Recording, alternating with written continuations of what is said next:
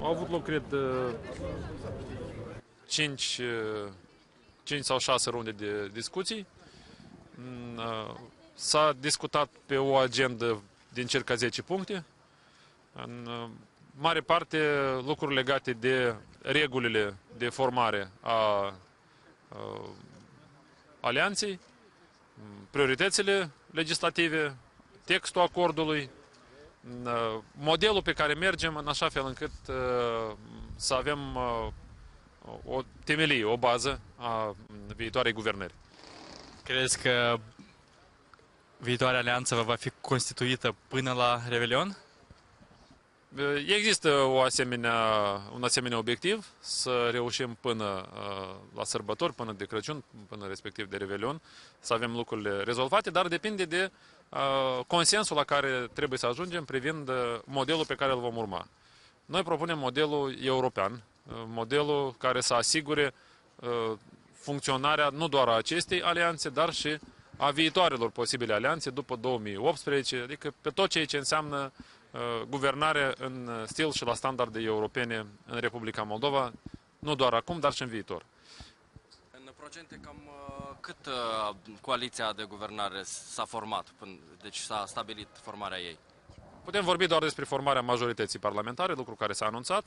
În ceea ce privește toate celelalte aspecte, deocamdată sunt puncte de vedere exprimate de cele 3 partide, dar fără să se ajungă la un consens propriu-zis. Mai trebuie lucrat pentru a atinge acest consens. În presă se vehicula ieri că din cauza Partidului Liberal așa, negocierile sunt în impas, să-i spunem așa. E adevărat, nu? Am văzut acele articole care au apărut, sunt pure speculații, nu au niciun suport real.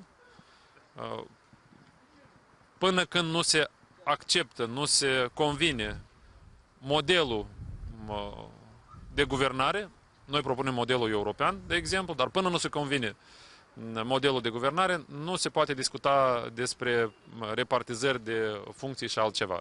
Deci sunt insinuări care nu au suport real și păcat că sunt tirajate asemenea lucruri neadevărate. Noi tot vorbim despre modelul european. Cum arată acest model european? Modelul european presupune participarea în egală măsură, potrivit reprezentării a tuturor partenerilor la guvernare, la asumarea răspunderii pentru următorii 4 ani. Și o ultimă întrebare. E adevărat că în interiorul coaliției sau a negocierilor în timpul se dispută funcția de președinte al țării pentru PL, să-i revină PL-ului?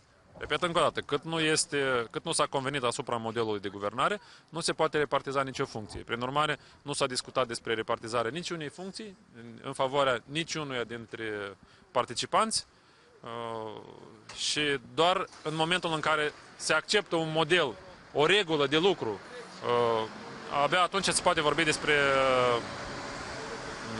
repartizări după aceea de funcții.